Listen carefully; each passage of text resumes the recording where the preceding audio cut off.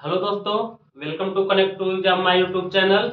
जैसा कि आपका रेलवे के आने वाले एग्जाम के तहत ALP technician, group D, NTPC और आरआरबी जेई के तहत हम लोग क्लास स्टार्ट किए हैं, जिसमें से आज हम आपका साइंस का क्लास ले रहे हैं। ये मत सोचिए कि आप यह केवल एएलपी और टेक्नीशियन में काम आएगा, ये आपके रेलवे के साथ साथ एसएससी में भी काम आएगा। जहाँ साइंस है वहाँ समझ लीजिए इस क्लास का अस्तित्व है।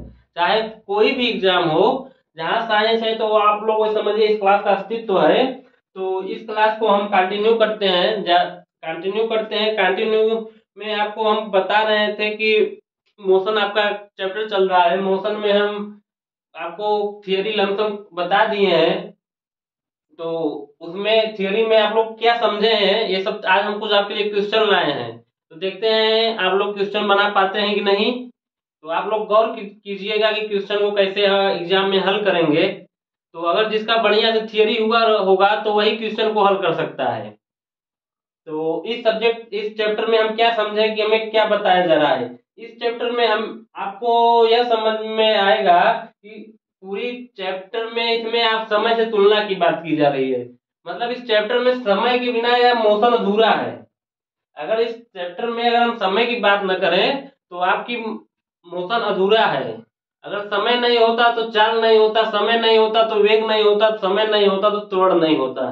तो हमें यह निष्कर्ष यह निकलता है टोटली कि इसमें टोटल समय की बात हो रही है। तो समय के सापेक्ष का मतलब समय से तुलना। जैसे आप आपके क्लास में कोई एक लड़का तेज है, कोई एक लड़का कमजोर है, तो आप क्या कहेंगे कि यह लड़का तेज है। कोई एक लड़का तेज है तो आप कहेंगे कि यह लड़का तेज है। कोई रवि नाम का लड़का है तो वह तेज है, कहेंगे लड़का तेज है, लेकिन किसके सापेक्ष तेज है? इस क्लास के सापेक्ष तेज है, या जो कमजोर है या हमारे अपेक्षा तेज है। तो यही बात हो रही है इस चैप्टर में कि ये जो मोशन है, मोशन चैप्टर में समय समय इंपॉर्टेंट है। और टाइम इसमें total total total total time से तुलना की जा रही है। जैसे आपको टाइम से कैसे हम बताएं, जैसे चाल चाल चाल बराबर क्या होता है? दूरी अपान समय। जो चाल है, चाल को हम दूरी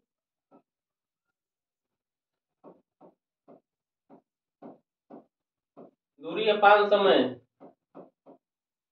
जो चाल है वह दूरी अपान समय। तो ये देखिए जो चाल है किस पर निर्भर है? समय पे। अगर समय नहीं होता तो चाल नहीं बता सकते आप कि वह कौन से चाल से चल रहा है।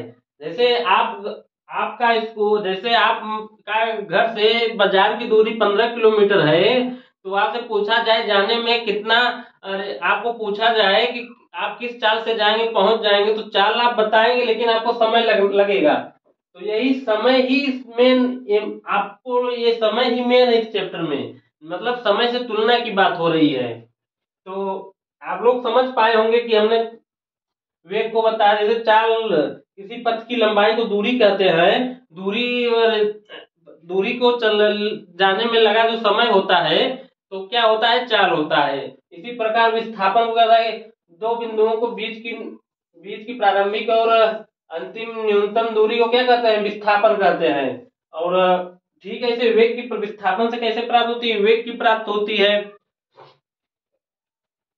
तो इसी प्रकार त्वरण को, वेग परिवर्तन की दर को त्वरण कहते हैं। त्वरण में आप लोग को पता होगा कि इसमें कुछ नया नहीं है। जो त्वरण है, त्वरण को एक परिभाषित किया गया है। कैसे परिभाषित किया गया है? जैसे आपकी स्पीड, कोई आप डिस्टेंस तय कर रहे हैं, आपकी बाइक की स्पीड 10 मीटर पर सेकंड से जा रहे हैं। आप बाइक से 10 मीटर पर सेकंड से जा रहे हैं। जैसे 30 सेकंड बीतता है, जैसे 30 सेकंड बीतता है तो आपको पता चला कि हम आपकी बाइक की स्पीड 30 मीटर पर सेकंड हो गई। आप 10 मीटर पर सेकंड से जा रहे थे, जैसे आपको 30 मिनट बीत गया, आप फिर अपना बाइक में जो ओडोमीटर लगा रहता है, जो मतलब कि लगा रहता है, मीटर बताता है कि ऐसे बाइक में मीटर होगा। यहाँ ऐसे 10, 20, 30, 40, यह स्पीडोमीटर है। ये आपके गाड़ी का स्पीड बताएगा। जैसे आप यहाँ चल रहे हैं 10 से, लेकिन आपको 30 मिनट बीत गया, आपकी जो ये सुई है पहुंच गई 30 पे। जब ये सुई 30 पे पहुंची तो आपको यहाँ से यहाँ आने में कितना कितना समय बीता? 30 सेकंड। आपको पता चला कि 30 सेकंड में 30 सेकंड पहले आपकी वेग 10 मीटर पर सेकंड थी, ठीक 30 सेकंड बाद आपकी वेग 30 मीटर पर सेकंड हो गई। तो यहाँ तुलना किससे कर रहे हैं? समय से कर रहे हैं। तो अगर ये पूछा जाए तो इसका त्वरण क्या होगा? त्वरण में हम आपको बताए थे ए बराबर v minus u upon t, a बराबर v minus u upon t. तो इसमें v क्या है? v अंतिम वेग है और u क्या है? प्रारंभिक वेग है। v अंतिम वेग है, u प्रारंभिक वेग है। तो हम इसका त्वरण निकालने हैं और ये आपका इतने समय में आपका वेग में परिवर्तन हुआ, तो कितना वेग में परिवर्तन हुआ तो देखते हैं। यहाँ 30 माइनस ये आपका क्या हुआ? ये 10 हो जाएगा, अपान टी कितना है? 30 है। तो ये कितना होगा? 20 अपान 30। तो हमें यहाँ से पता चला 2/3 मीटर पर सेकंड स्क्वायर। ये हमारा त्वरण है, जो हमें परिवर्तन हुआ, हमारे स्पीड में इतनी का परिवर्तन हुआ है, यही आपका त्वरण बताए हैं कि आप लोग समझ पाए होंगे। पिछली क्लास में आपको त्वरण को बताए थे, जैसे आपको थोड़ा सा भी ओवरव्यू दिए हैं। तो चलते हैं अपने क्वेश्चन जो आपके लिए लाए हैं, कुछ महत्वपूर्ण क्वेश्चन है। पीवाईक्यू समझ लिए, एकदम पीवाईक्यू एकदम आपका जो पिछला एग्जाम रेलवे का है उससे ही लिया गया क्वेश्चन है, और यही क्वेश्चन आपको मिलेगा आने वाले एग्जाम में भी, क्योंकि कोई तो इसमें बदला नहीं है। तो आएगा क्या? उसी आधारित क्वेश्चन आएगा, वही क्वेश्चन आएगा, देखिएगा सेम टू सेम क्वेश्चन आपको मिलेगा। चलते हैं पहले क्वेश्चन पर। पहला क्वेश्चन क्या है? वह भौतिक राशि है जो कभी भी ऋणात्मक नहीं हो सकती है। मतलब वो भौतिक राशि, इसमें देखिए क्वेश्चन मार्क दिया है, तो यहाँ यह पूछ रहा है वह कौन सी मतलब भौतिक राशि है जो कभी ऋणात्मक नहीं हो सकती है। तो हम आपको बताए थे वेग। वेग में वेग का फॉर्मूला क्या होता है? विस्थापन अपन समय। तो विस्थापन की बात हो रही है, तो वेग में आपको पता होगा, वेग में धनात्मक ऋणात्मक शून्य तीनों, ये तीनों डिजर्व करता है। ये नेगेटिव पॉजिटिव और जीरो, ये तीनों डिजर्व करता है। तो आपको पता चला कि इसमें ऋणात्मक नहीं हो सकती है, लेकिन ये तो ऋणात्मक हो सकता है। इसी प्रकार त्वरण, तो वेग परिवर्तन का जो त्वरण का उत्पत्ति कहां से हुई है? वेग से हुई है। त्वरण की जो उत्पत्ति है वेग से हुई है, तो ये भी वही चीज डिजर्व करेगा। ये भी मतलब नेगेटिव और पॉजिटिव और जीरो को डिजर्व करेगा। और इसी प्रकार जो ये बल है, बल बल क्या है? बल बराबर एफ बराबर एम इंटू ए। मतलब कोई वस्तु है जो जब बल लगाया जाता है, जिसमें देखिए इसका फार्मूले से यानी कि त्वरण की बात हो रही है, त्वरण की बात हो रही नहीं, तो त्वरण की जब बात हो रही है तो हमें यह पता चला त्वरण नेगेटिव पॉजिटिव जीरो तीनों डिजर्व करता है, तो बल भी यह डिजर्व करेगा। तो ये हमें यहाँ पता चल गया। इसमें कौन सा ऑप्शन? Option A. ऑप्शन कभी भी मतलब कि ऑप्शन ए में जो दूरी है, डिस्टेंस, डिस्टेंस कभी भी ऋणात्मक नहीं होगा। डिस्टेंस है वह आपका कभी भी ऋणात्मक नहीं होगा, यह केवल धनात्मक होता है। डिस्टेंस धनात्मक होता है। क्या होता है? धनात्मक। आप लोग समझ पाए होंगे कि हमने कैसे आपको बताया। जैसे वेग क्या है कि आपको नेगेटिव पॉजिटिव जीरो हो सकता है, त्वरण भी नेगेटिव पॉजिटिव जीरो हो सकता है, बल भी नेगेटिव पॉजिटिव जीरो हो सकता है। ये आपका पिछले ईयर का ही क्वेश्चन आधारित था जो आपको हम बताए हैं, तो आपको जरूर समझ में आया होगा। तो ये थियरी से ही हम बताए हैं, कुछ नया नहीं है। तो चलते हैं अगले क्वेश्चन पर। आप लोग, हमें आशा होगा कि आप लोग समझ पाए होंगे।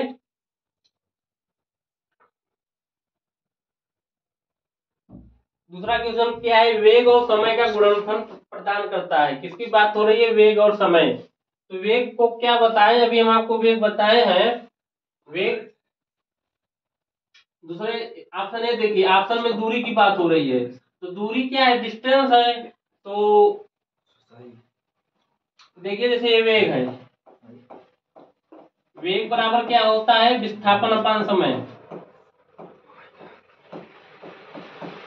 वेग बराबर विस्थापन अपान समय।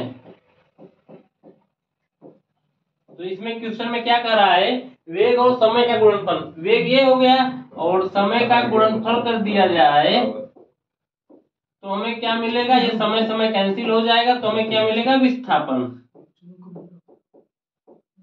हमें क्या मिलेगा, विस्थापन। तो हमें यहाँ पता यह चल गया कि वेग और समय के गुणनफल से हमें विस्थापन कितना मिलता है। तो इसमें कौन सा ऑप्शन होगा, ऑप्शन बी सही होगा। इसमें कौन सा ऑप्शन सही होगा, ऑप्शन बी सही होगा। और इसमें संवेग द्रव्यमान और द्रव्यमान, संवेग क्या होता है, द्रव्यमान गुणे वेग होता है। द्रव्यमान गुणे वेग को संवेग कहते हैं और यह गति को बात कर रहा है, मोशन की बात कर रहा है। तो इसमें कौन सा ऑप्शन सही होगा, ऑप्शन ये विस्थापन, विस्थापन नहीं, थोड़ा कहें ये विस्थापन है। क्या है, विस्थापन। आप लोग समझ पाए होंगे। दूसरे क्वेश्चन चलते हैं, तीसरे क्वेश्चन पे।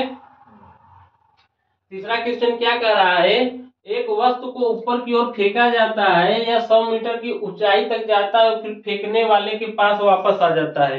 एक वस्तु है, उसको ऊपर की ओर फेंका जाता है या 100 मीटर की ऊंचाई तक जाता है और तो फिर फेंकने वाले के पास वापस आ जाता है। तो इसमें पहला ऑप्शन क्या है, पहला ऑप्शन यह है, वस्तु का वास्तविक विस्थापन 50 मीटर होगा, वस्तु द्वारा तय की गई कुल दूरी 0 है, वस्तु का वास्तविक विस्थापन 100 मीटर है, वस्तु का वास्तविक विस्थापन 0 है। तो इसमें देखते हैं कौन सा ऑप्शन सही होगा। अब देखिए इसमें क्या करा, एक वस्तु को ऊपर की तरफ फेंका जाता है। कोई वस्तु है, मान लेते हैं एक गेंद है, एक गेंद है वो हल्का होता है, वही को मान लीजिए ऊपर की तरफ फेंका जा रहा है। यह 100 मीटर की ऊंचाई तक जाता है। यहाँ से मान लीजिए कोई व्यक्ति है, एक गेंद को यहाँ से फेंकता है, ये कोई व्यक्ति है, गेंद को फेंका तो यहाँ मान लीजिए यहाँ पहुंचा गेंद, तो यह इसकी जो दूरी है बीच की 100 मीटर है। बीच की कितनी दूरी है, 100 मीटर तक ऊंचाई तक गई। तो फेंकने वाले के पास वापस आ जाता है, फिर गेंद गई फिर वापस आ गई, जाने के बाद उसी के पास वापस आ गई। तो वस्तु का वास्तविक विस्थापन 50 मीटर होगा। इसमें 50 मीटर होगा ही नहीं, क्योंकि जब 100 मीटर गई, 100 मीटर आ गई। तो इसमें देखिए जो दूरी होगा, अगर हम आपको बताएं, जो दूरी होगा, टोटल दूरी 100 प्लस 100, टोटल दूरी तो 200 होगा, लेकिन विस्थापन 0 होगा। लेकिन विस्थापन क्या होगा, विस्थापन 0 होगा। देखिए इसमें ऑप्शन में कौन सा मिलता है, वस्तु का वास्तविक विस्थापन 50 मीटर है, ये गलत है, तो पता नहीं क्या है।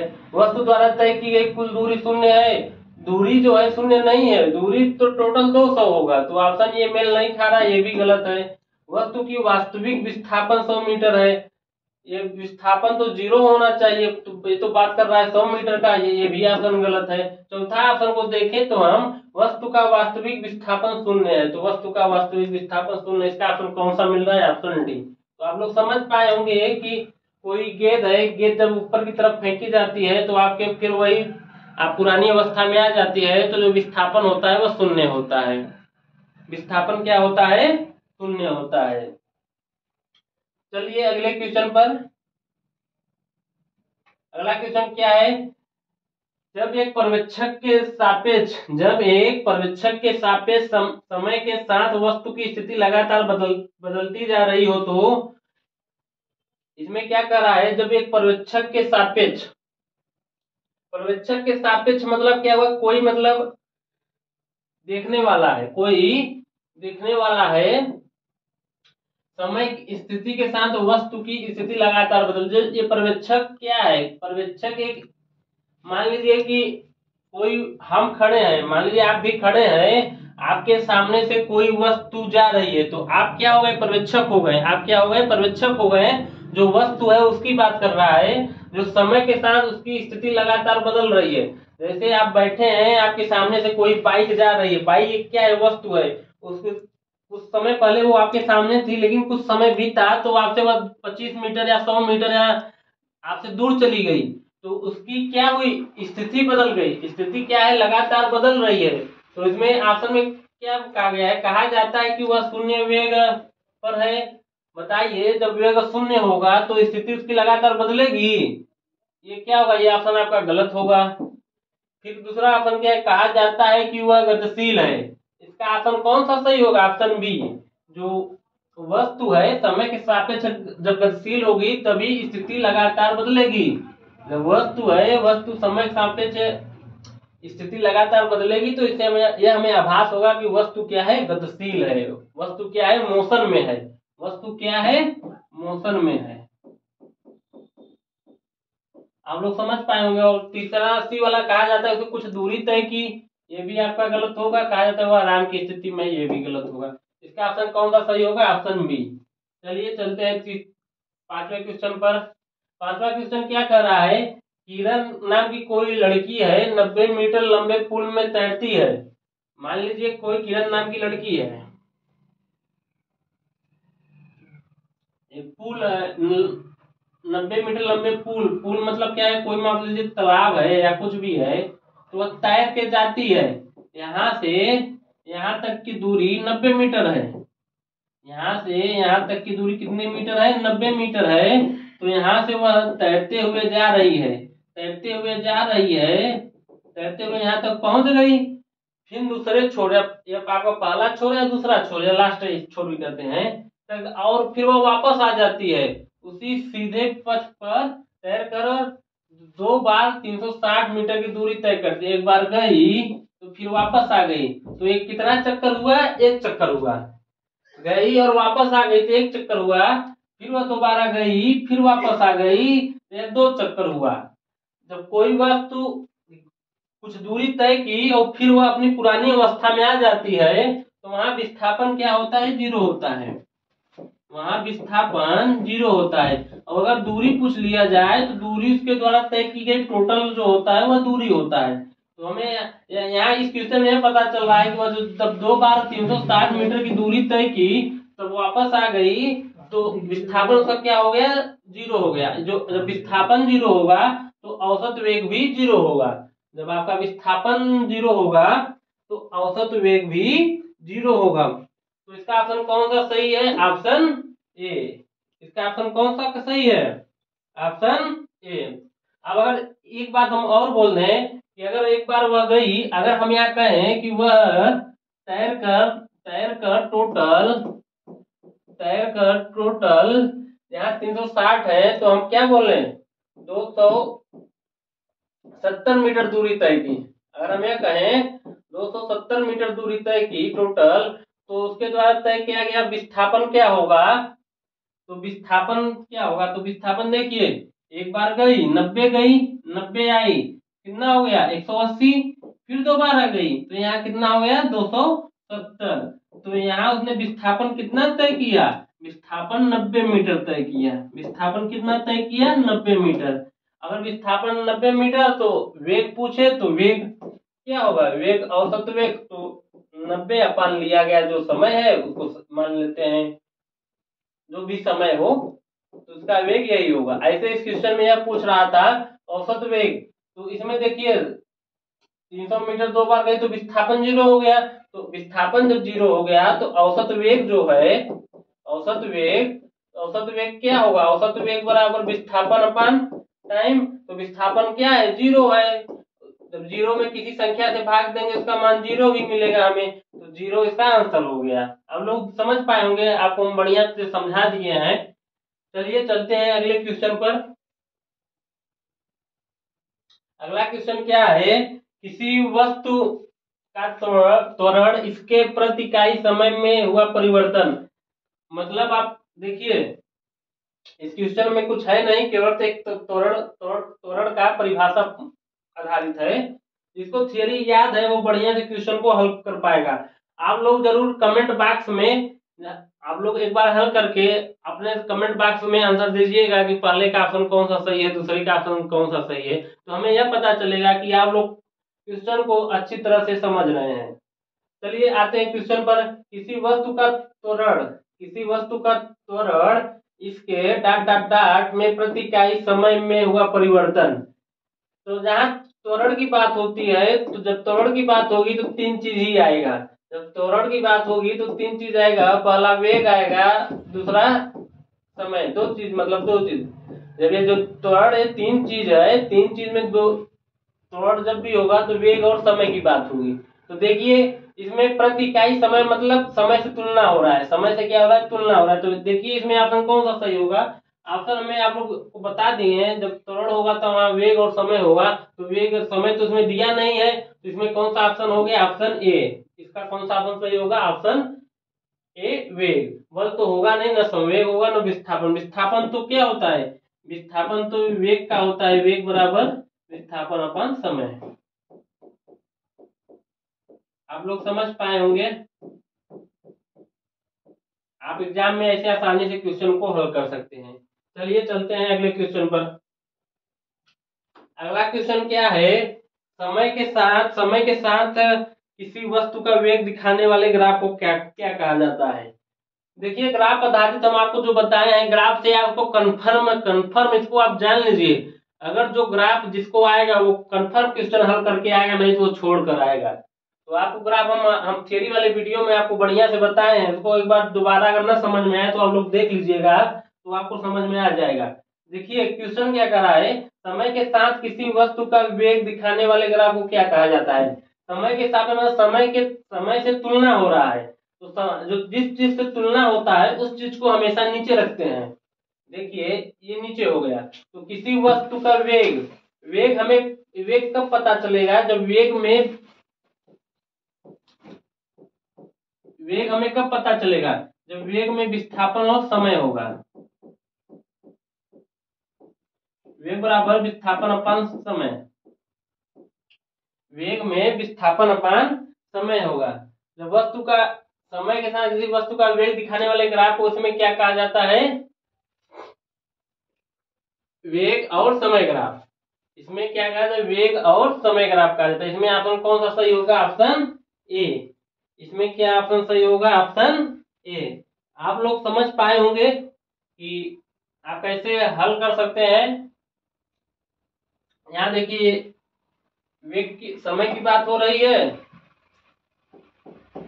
और यहाँ वेग की बात हो रही है, तो ये कौन सा ग्राफ हो गया, वेग समय ग्राफ। चलिए चलते हैं अगले क्वेश्चन पर। नहीं इसका ये भी नहीं होगा, ये भी नहीं होगा, ये भी नहीं होगा, आप ऑप्शन ये सही होगा। और वेग समय जो ग्राफ है हमेशा त्वरण को बताता है, जो वेग समय ग्राफ है हमेशा त्वरण को बताता है। ऐसे भी कुछ क्वेश्चन आपको पूछ लेगा, समय और विस्थापन ग्राफ क्या बताता है और समय और वेग ग्राफ क्या बताता है, तो आप लोग इसको याद कर लीजिएगा जरूर।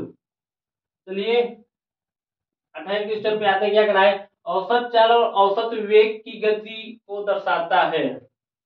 औसत चाल और औसत वेग की गति को दर्शाता है। देखिए क्या कर रहा है, असल में समय की एक विशेष अवस्था में लंबी दूरी को, कम दूरी को दिए गए समय अंतराल के दौरान। देखिए अगर हम औसत चाल की फार्मूला लिखें, औसत चाल बराबर क्या होगा, औसत चाल बराबर कुल दूरी बटा कुल समय, कुल दूरी अपान कुल समय। इसी प्रकार हम औसत वेग की बात करें,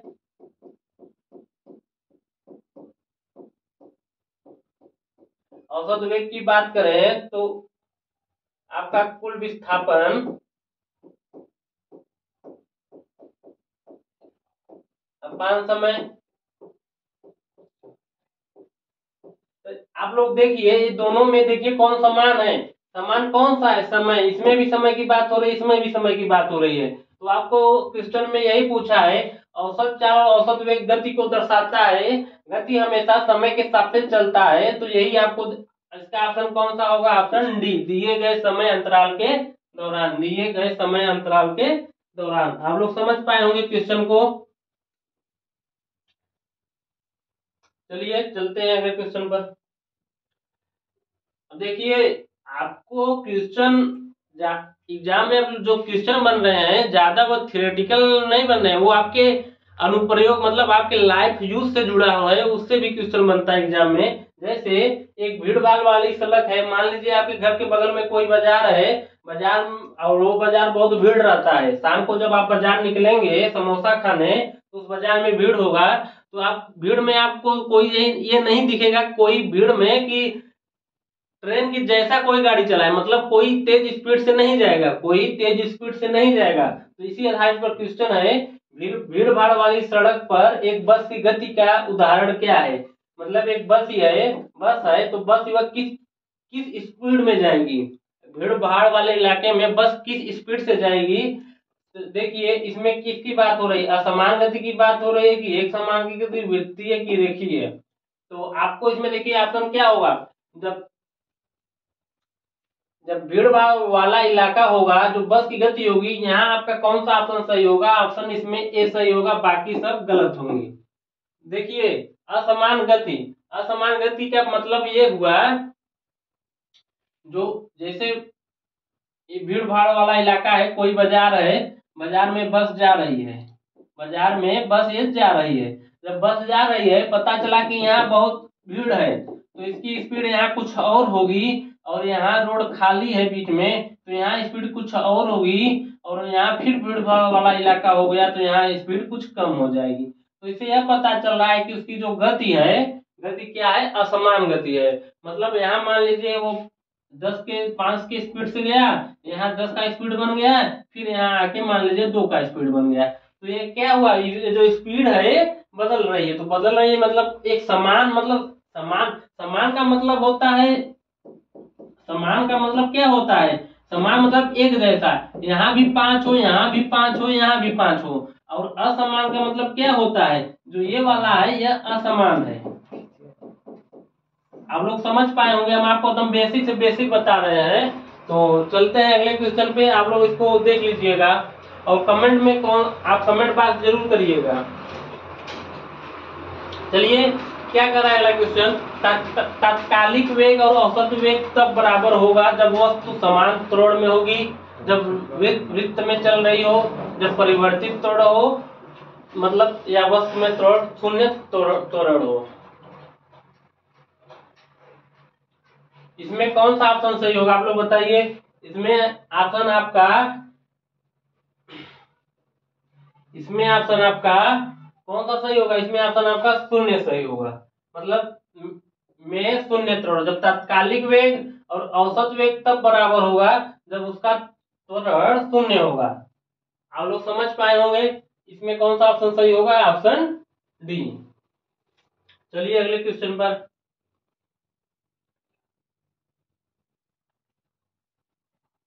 यदि कोई वस्तु समान समय अंतराल में असमान दूरी तय करती है तो इसे क्या कहा जाता है, असमान गति, रूपांतरित गति, समान गति, गुणन गति। देखिए इसमें समान समय की बात हो रही है, समान समय अंतराल मतलब समय की बात हो रही है। समय अंतराल का मतलब क्या होता है, समय अंतराल का मतलब क्या होता है, अंतराल वहां होता है जब दो समय के बीच एक मध्य समय निकाला जाता है, वहां अंतराल होता है। देखिए जैसे यह 10 सेकंड है और यह 5 सेकंड है, तो इसके बीच के समय को समय अंतराल कहते हैं, इसके बीच के समय को समय अंतराल कहते हैं। अगर हम आपसे यहाँ से पूछे समय अंतराल क्या होगा, तो यहाँ समय अंतराल क्या होगा, 5 होगा, 5 सेकंड होगा। समय अंतराल क्या होगा, 5 सेकंड होगा। तो यही समय, समान समय अंतराल मतलब कोई बाइक है, कोई बाइक है,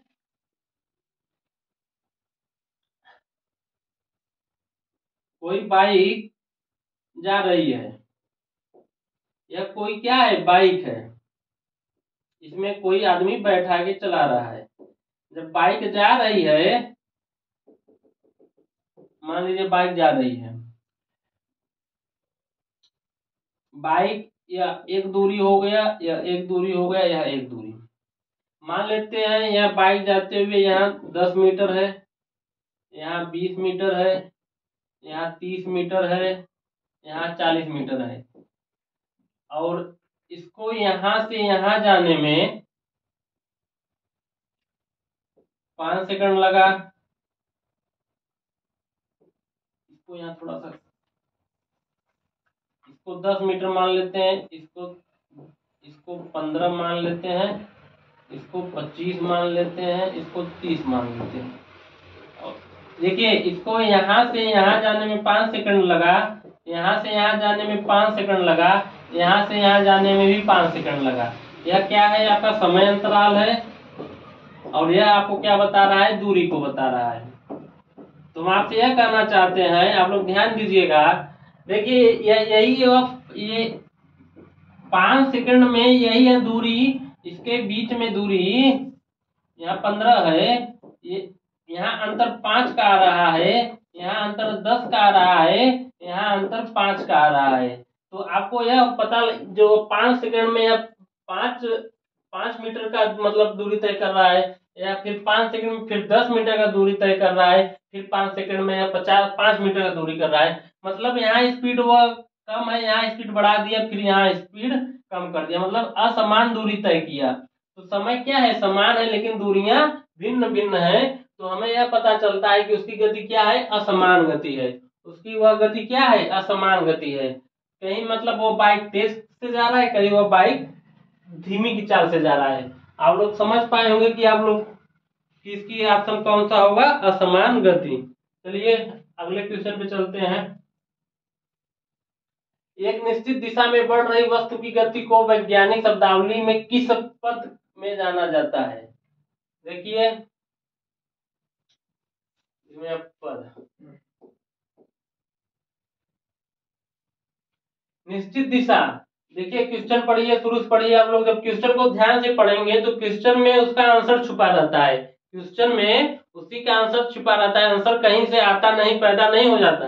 अगर आपको क्वेश्चन बढ़िया से पढ़ने आ गया तो उसका आप आंसर आराम से निकाल सकते हैं। एक देखिए क्या है क्वेश्चन, एक निश्चित दिशा में, दिशा की बात हो गई है निश्चित, मान लेते हैं उसकी दिशा या पूर्व की तरफ है, किसकी तरफ है, पूर्व की तरफ है, दिशा निश्चित हो गई।